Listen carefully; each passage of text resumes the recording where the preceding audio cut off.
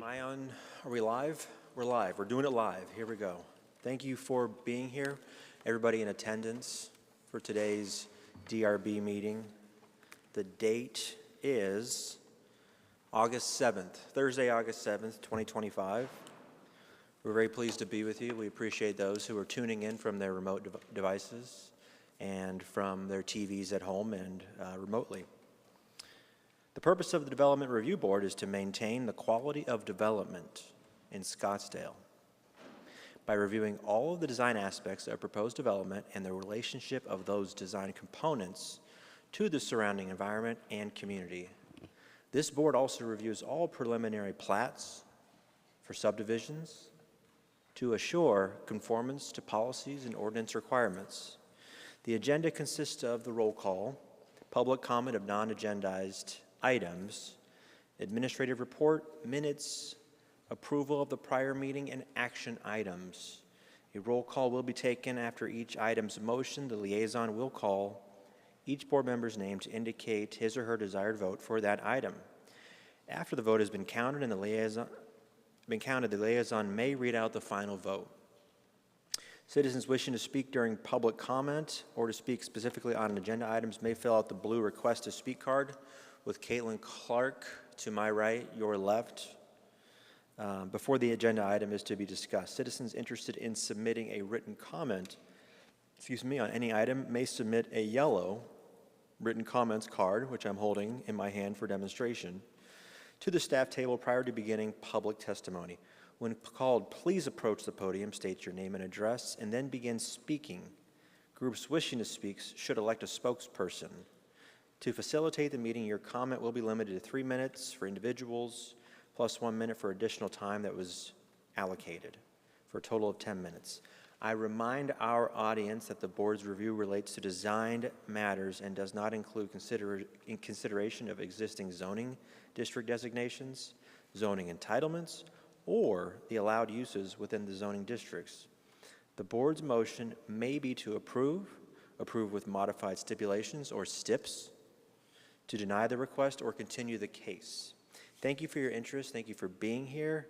And I will now kindly ask Ms. Clark to call the roll. Councilman Graham? Here. Vice Chair Brand? Here. Commissioner Scarborough? Here.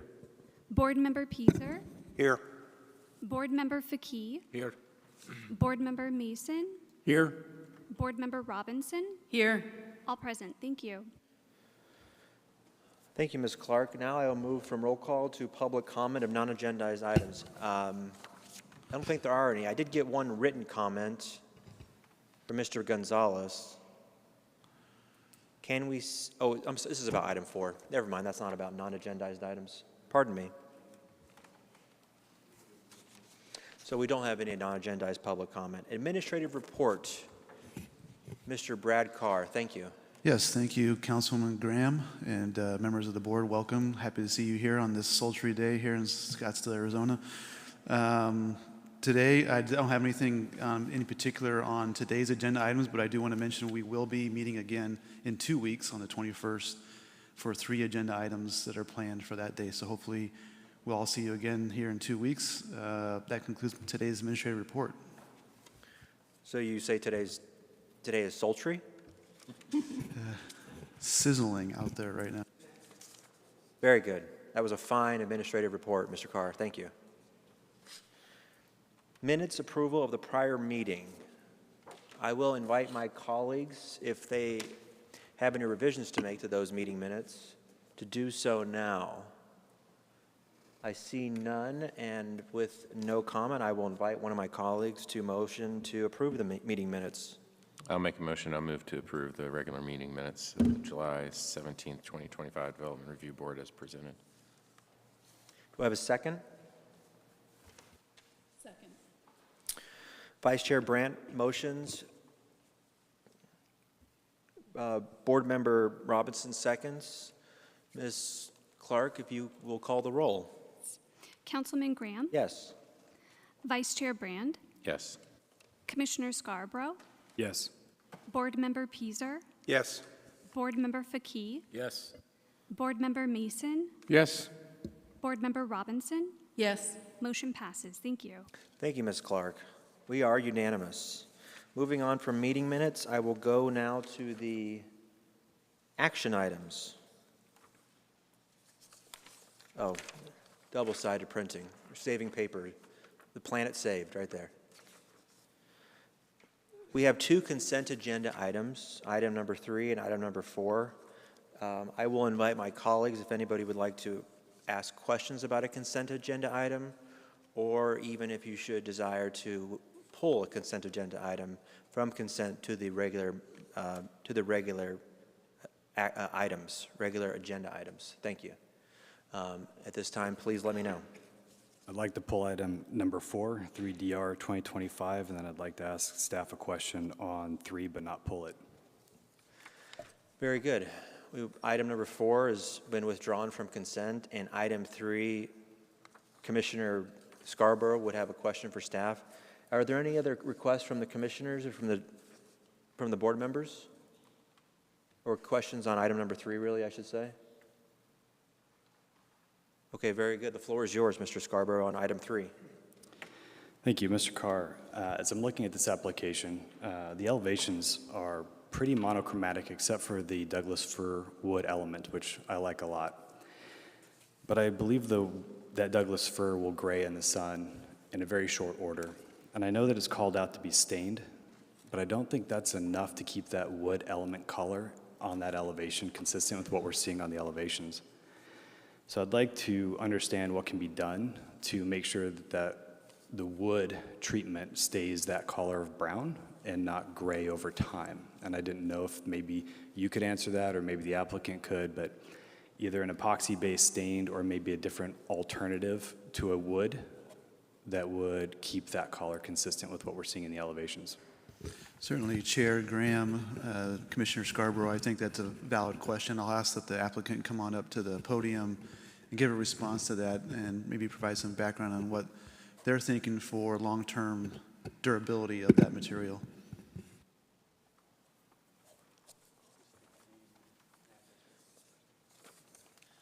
My name is Brian Kroeb. Address is 6519 East Oak Street. I don't know if there's a way to kind of look at the. Okay. Got it. The idea of the wood is just that we are introducing a warm element to that building. Right now it is stucco, CMU, and we're essentially kind of warming it up. It's kind of our approach. So we are rebuilding the covered walkway with a new steel structured kind of support system.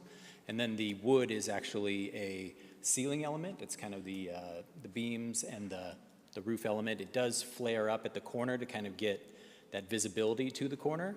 That's one of the things that we kind of identified about this project, that we wanted to basically engage the corner a little more.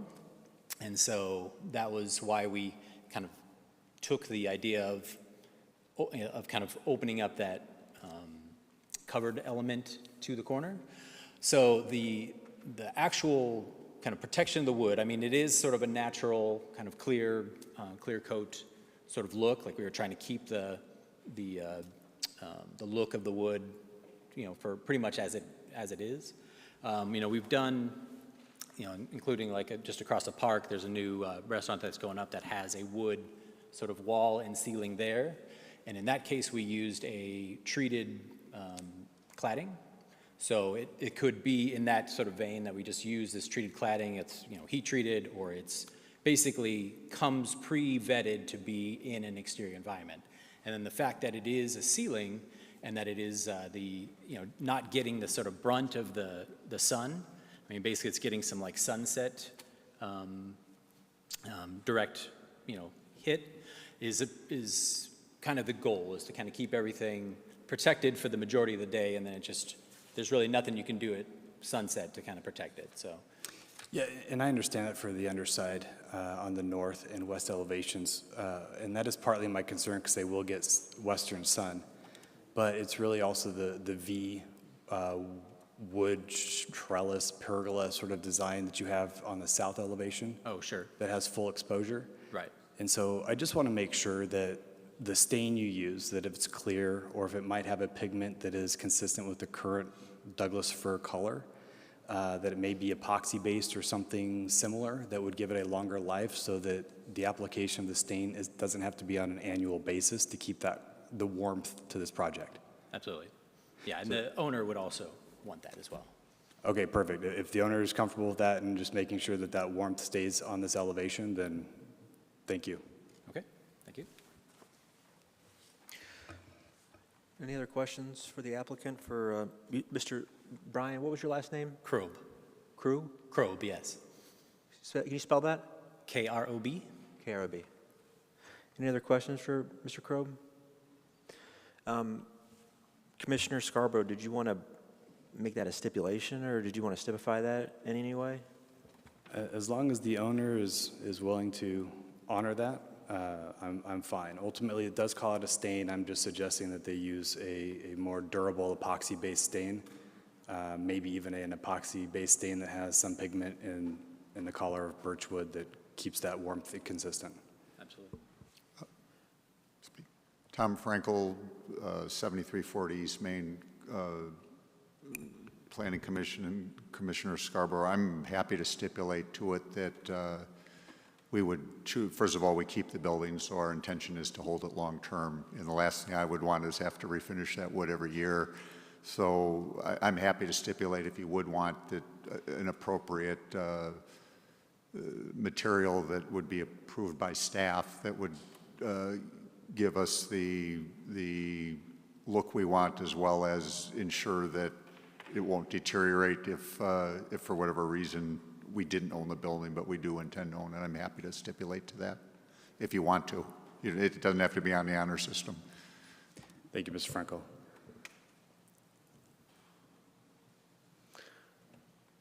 Can we make a stipulation for an item that's on consent? Councilman Graham, yes, certainly you can. Okay, I don't have strong feelings either way. I could go with the stipulation. I'm confident, I'm comfortable without it, so I'll leave it up to Commissioner Scarborough whether or not he wants to stipulate it. I'm comfortable that if the applicant and the owner are willing to work with staff to find that on the honor system, I'm fine without having it stipulated. I just want to make sure that we discuss it, and we just don't want to turn it into a monochromatic building. I think it's a very good point, and I appreciate Commissioner Scarborough for bringing it up. So, any other questions from DRB members? I see none, so if anybody would like to make a motion to approve this consent agenda item.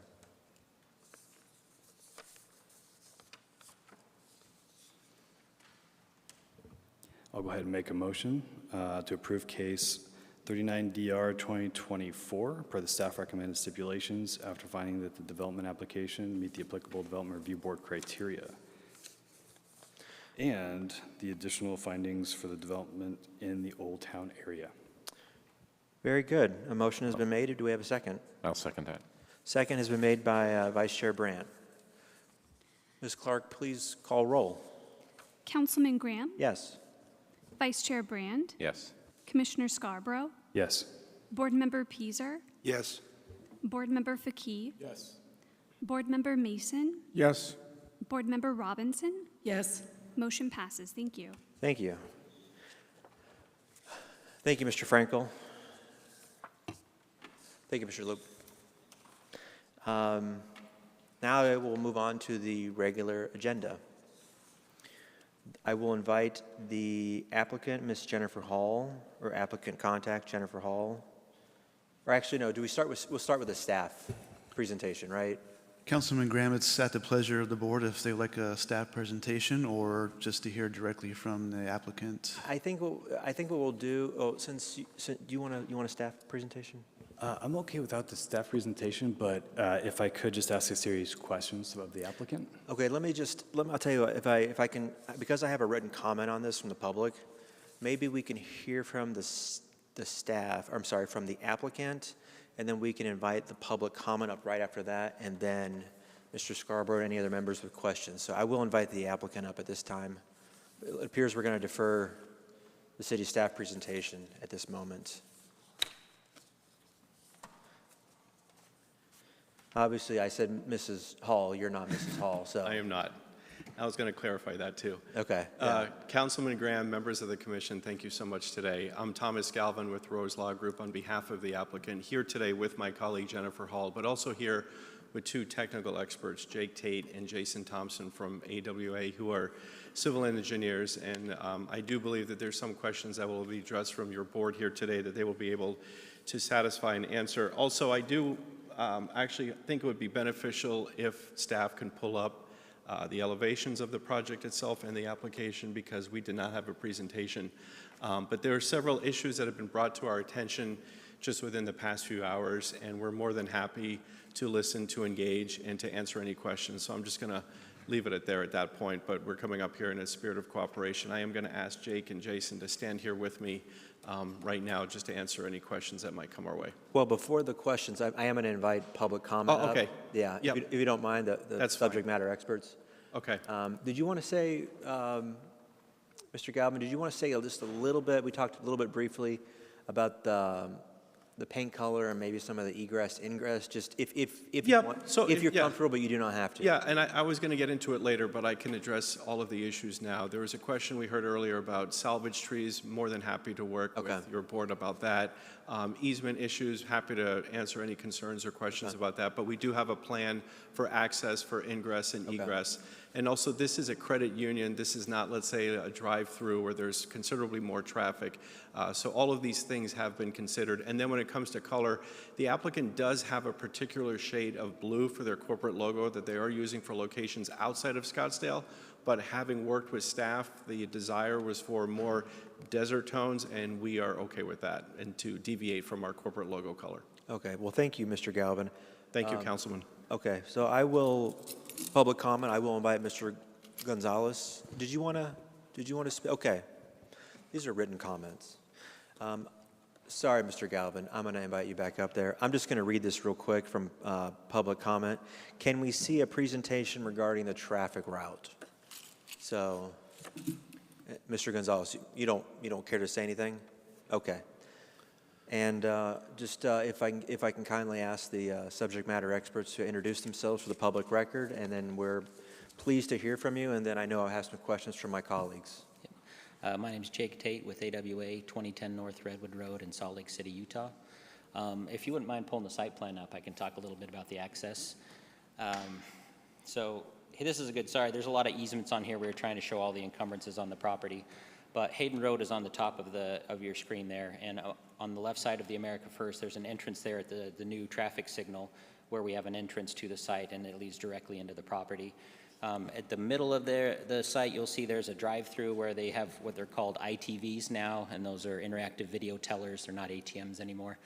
You could pretty much almost get a loan from one of these things nowadays. They're pretty technologically advanced, but you can pull in from the left, moving to the right, which is towards the east. And then we are putting a connection through to across the kind of hatched area. That's going to be the other parcel that America First owns. They will subdivide it and sell it in the future. We have no one under contract. We don't know what it'll be. But we will be putting that road that's right across the middle there in so that cars can exit to the east and then up to Hayden as a secondary means of egress as well. So they could either flip a U-turn at the drive-through and come out and go up to the light, or they could continue to the east and go up the shared access road that's going to be completed by the neighbor, and then we're putting in the piece that crosses that secondary parcel. So that will be installed with our project and will be complete and ready to go when the credit union is as well. Well, very good, Mr. Cate. Thank you for the presentation. Anything else you want to add, or? Yeah, there was a question about traffic and the concerns about the numbers generated. I don't know if we can, I have a picture here. This is share 1,000 words. I apologize. It's on my phone. Does this, can I just put it under here? Yep. Okay. Awesome. All right, so we did do a traffic study. You pull the mic over to you there. You can. We did a traffic study for the site, so it did include information regarding what the requirements for a credit union are. And This column here talks about the daily total number of trips that are generated by a specific use, and I apologize if it's not close enough, but down here at the bottom, Can you just make it a little flatter? Not zoom, there you go, but like I was just kind of straighten it out. No, not tilt it, but Sorry. it's kind of diagonal. There you go. ooh, the dreaded angle. I'm an engineer, I like straight lines too. Yeah, thank you. So down here on the bottom, you'll see that there's a credit union, and that is our size, our 2,966 square foot credit union, and the anticipated generated trips is 298 per day. You'll notice right above it, a strip mall is 1,300 trips a day. A general office building is 356 per day, depending on size and square footage, but that's a 25,000 square foot, and then a standard 6,000 square foot restaurant generates almost 700 trips a day. So of those three uses that were anticipated on the property and included in the traffic study, the credit union is the lowest generator of traffic for the area. So I'm happy to get into any further details on that, but the actual traffic load generated by the credit union should be fairly mild. I think the public comment was more to do, that's good information, and it's pleasing to see that. I think the question was more about the route, the direction, which I do think you spent We time answered that. addressing, so. Okay, thank you. At this time, if you don't mind just staying up there and receiving a few questions from my colleagues. I'll start with Commissioner Scarborough. Thank you. Number one is I appreciate seeing the number of salvage trees that you're looking to transplant on the site. That's fantastic. What I didn't see those clarification on the trees that don't make it. And we know when we salvage trees, we don't get 100% replanted and successful. I just want to make sure that we add a stipulation that we have mature trees that are replacing those that are transplanted. The reason I ask that is because the rest of the landscape palette is very young, and I think this is something I would like to have stipulated, something to the effect of 48-inch box-like kind for any salvage trees that don't make it. Mm-hmm. And we're happy to agree to that. I think America First carries a top-notch site, and they don't like dead trees on their site either, so they'd be happy to agree to that. Perfect. And then the other thing is just clarification. The adjacent parcel here that's undeveloped, there is an access easement that traverses that site that is somewhat in alignment with your lower drive here. Mm-hmm. If that adjacent developer in the future comes in and they need that road to be adjusted further south in this orientation, mm-hmm. You would be willing, your client would be willing to work with them to ensure that they're able to fit their development in that site by adjusting that easement as needed? Yeah, I mean, obviously, their plan would have to be to accommodate any changes to the physical nature of the driveway, but providing access is essential for America First. They want two accesses, and they want to maintain two accesses, so they'd be willing to work with the neighbor to make it happen.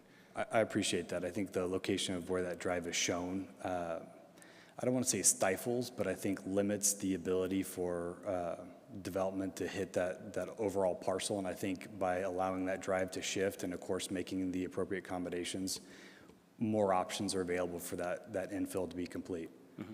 So I appreciate that. And the way that it lays out, anywhere along where you're exiting the ITV area, the drive-through area, that could shift north all along there, and it could function totally acceptably to America First.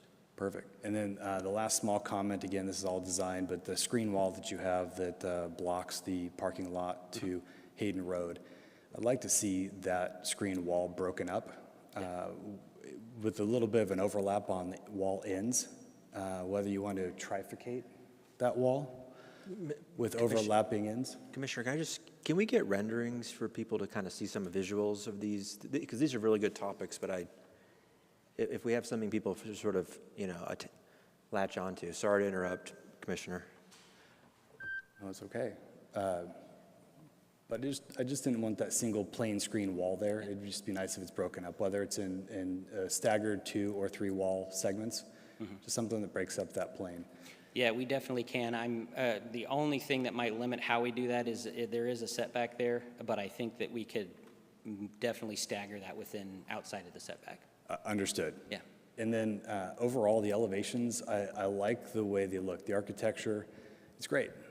What I have a problem with is, again, this monochromatic coloring on the elevations.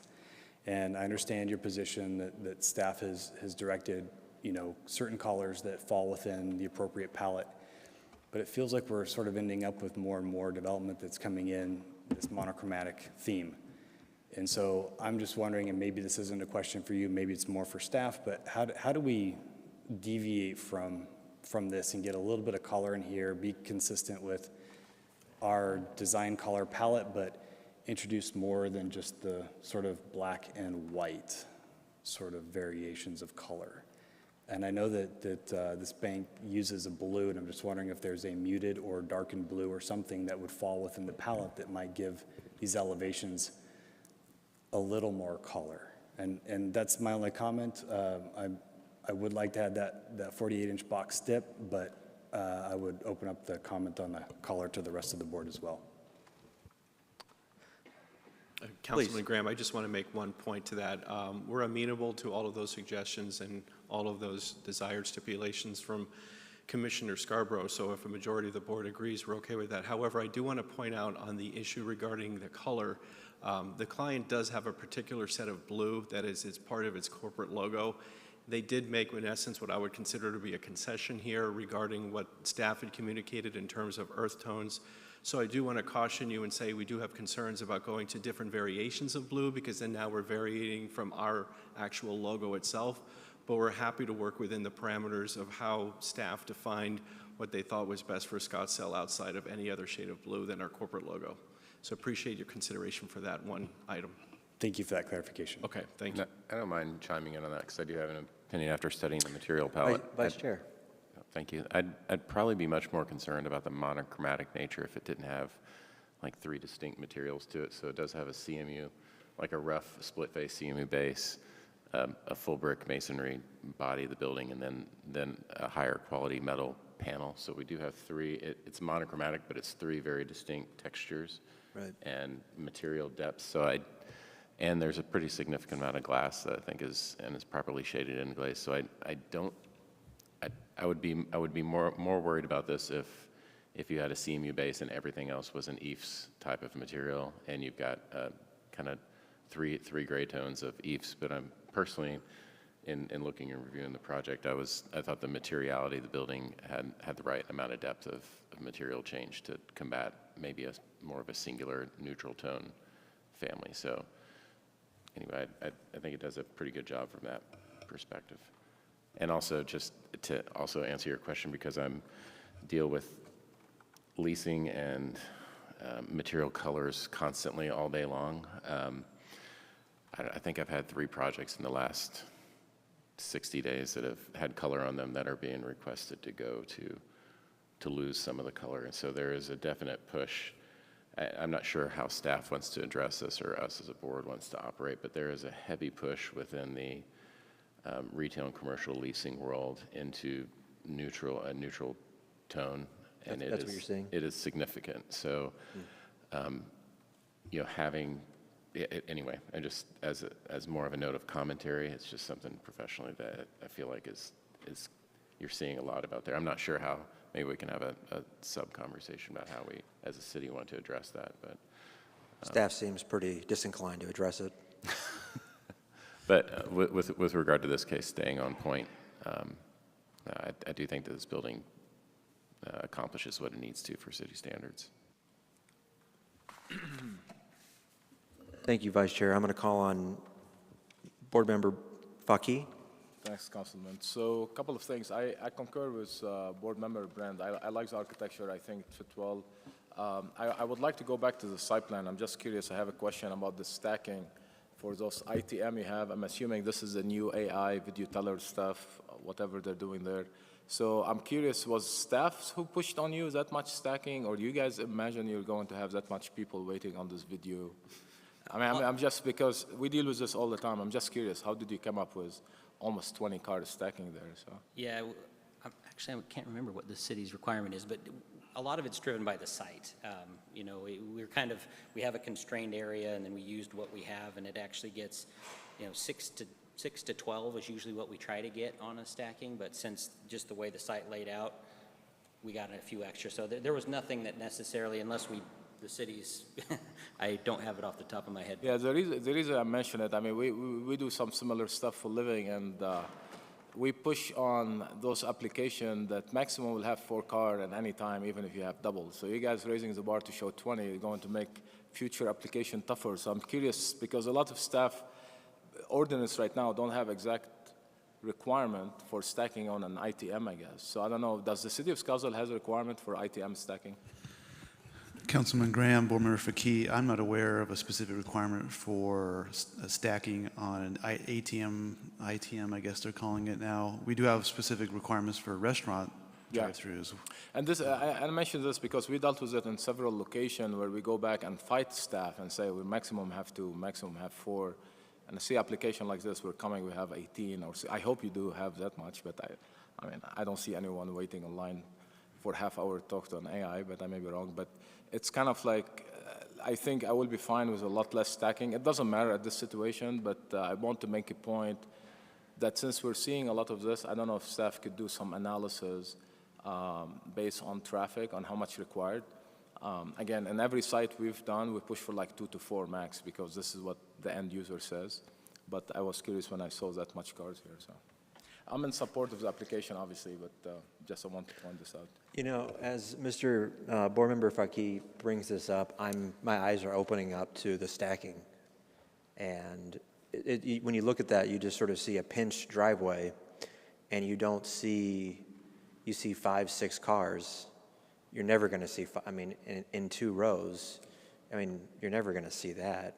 I mean, 1, 2, 3, 4, 5, you're never going to see 6 cars, 12 cars in a whole driveway ATM. I mean, is it possible to sort of move it over and get, you know, widen that, give that driveway some breathing room and maybe accept the reality that you're going to get 1 or 2 cars, maybe max in a, is that, Mr.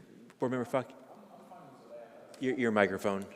I'm fine with the layout as they have it. I don't want them to redo design, but it creates flexibility. If they're, I mean, they know their model more than anyone, right? Maybe your model, you will have 14 cars stacking. Staff is fine with it, it's fine. If your model doesn't show it and you can get less stacking, give you flexibility on the site plan, maybe something to consider. So you don't have to meet a restaurant drive-through stacking for this item. Yeah, the trend we're seeing in financial institutions now is less and less people are going into the building and more are coming through the drive-through or online banking. So by providing more stacking, it allows them to kind of put the effort where they're seeing more people going right now. And that's why the buildings have slowly gotten smaller. We used to do 6,000, 7,000 square foot credit unions, and now we're down to like 3,000 because people just aren't going in as much as more. But they are in their cars. They want to stop by on the way home from work. And so that's why we tend to give a little more when we can get it. In this site, it just so happened that we had the room to do it, so we increased it a little bit. I understand why you're doing it from the standpoint you want to encourage it. People are using it more. I just don't see, I don't feel like I'm going to see 6, 7 cars in 2 lanes ever going to happen. So, and plus I know with a lot of these banks, the ATMs, if they start, you know, backing up, people start looking for, well, can I do the walk-in? Is there going to be a walk-in ITM, a walk-up ITM? I believe they have one up on, it's inside the building. You can come in, it's not just on the outside of the building, but there is one that's inside. That kind of lends itself to maybe sort of the possibility. I just think if you could give that driveway, that ingress, egress, a little more breathing room and kind of just a little, I get there's an offsetting counterweight to that you don't want it to, you know, reduce the stacking so much or the space for stacking so much that, you know, you're blocking the parking and then that you got problems there. We just go to Chick-fil-A, right, or one of these places. Yeah. So maybe, I don't know what we can do there either as far as anything stipulation, but before I keep going, I want to invite any other board members to invite them to make comments or pose questions. Board Member Mason. Looking at your site plan there, what concerns me a little bit is that you show a whole bunch of people stacked up. Does this have the escape route? Somebody gets in there and they see 4 or 5 people stacked up and say, I don't want to stay here. They drive out. Are they trapped to wait? Is there an escape route on there? There is. We have an extra lane there at the bottom where they don't show cars. That's an open lane that has no ITM there at all so that you can bypass and get out without having to wait. Okay, thank you. Mm-hmm. Any other questions from my colleagues? No? Oh, Mr. Pieser. Board Member Pieser. When I was reviewing this and I saw the 4 ATMs lined up like that, and I think 3 of them were videoed to the credit union itself, and one of them was just a straight ATM. And Yeah. the one thing that occurred to me was if the 2 cars in front are doing their monthly banking, like I've been behind so many times at the ATM, and you're the car in the ATM behind, and you finished your banking, when you look at this, you and probably the next couple of cars, if there ever was that many, you're kind of in a position where you can't go anywhere and you can't do anything. You just got to sit there and wait for the guy in front to finish. Or the guy in the back takes a long time and the guy in the front pulls away and you've got an open ATM and a couple of cars behind him. That was, I just found it to be a strange setup. I had never seen the double ATMs like that. But then again, I'd never seen a double drive-in at McDonald's, and it seems to work really well. Yeah. So, but Yeah. but was that something that you guys thought about when you put this down? What happens if somebody gets up there and, heaven forbid, maybe in this cool weather we're having, their car breaks down, overheats and breaks down? Well, the good thing is they do have small canopies that can shade you slightly, but I think the reason for the extra set is exactly for the reasons you're stating, because if there's only one ATM, then you're waiting. At least we can get 2 people through. You may have to wait for a minute, and then those clear out, and then you can get 2 more in. So it's kind of a... But if you're the 3rd car in line and you've got cars behind you, you're just stuck there until, because if there had been a way to pull around the car and leave, you know, like you see in so many places, usually the drive-in ATM is in the farthest out spot and there's a driveway next to it. So if the car in front of you is taking a long time, you can just pull out and leave. Yeah. But in this case, that inside ATM, those 2 inside ATMs, if you're in those cars and somebody's taking a long time, you're there until everybody decides to back up and leave. And if I may point out, I believe that if people have something that would take them quite a long time, they're either going to go inside the building or you're going to use the one inside the lobby. I know, like when I'm getting gasoline at Costco and I'm waiting for that car right in the front one and I want to go around everyone else to get to it, you're just kind of staring at them like, hey, can you hurry it up? I feel that same way when I'm in that spot. So I think this is just for people who are using it for ease, convenience, as you heard earlier from our expert. It's when people are on their way home. If you're doing considerably longer transaction, you're probably going to be doing it during the middle of the day when there's less traffic and or going inside is my guess. You'd like to think that's how people think. Yeah. Anyway, that was the one thing that crossed my mind when I opened this up and looked at it, and I thought, I wonder how that's going to work. But thank you. Thank you. I don't think we have any more questions at this time. I think we kind of talked about it, we beat it up, and I think I'll invite one of my colleagues to make a motion. I think we have the STIPS things for the trees, and the applicant seems pretty amenable to that. So Trees and the wall. and the wall, yeah. So I'll invite Commissioner Scarborough if he'd like to make a motion. Thank you. Before I do, though, I understand the issue where you may have a setback requirement that might restrict your ability to do that. So I'd like you just to work with staff, unless you feel like I need to I'll just put a stip in there that you work with staff on the screen wall.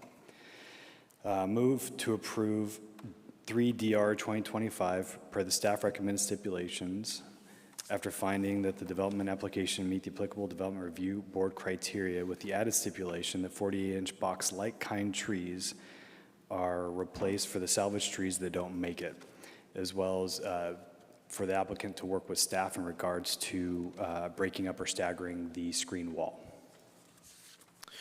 I have a motion, and I have a second. Motion from Commissioner Scarborough, a second from Board Member Pieser. And I will now kindly ask Ms. Clark to call the roll. Councilman Graham, Yes. Vice Chair Brand, Yes. Commissioner Scarborough, Yes. Board Member Pieser, Yes. Board Member Fakih, Yes. Board Member Mason, Yes. Board Member Robinson. Yes. Motion passes. Thank you. We are unanimous. Thank you. Good luck with the project. And that will do it for us today. Development Review Board, August 7th, 2025. Thank you for those in attendance, for those streaming online and remotely. And with that, I will make a motion I will call for a motion for adjournment. So moved.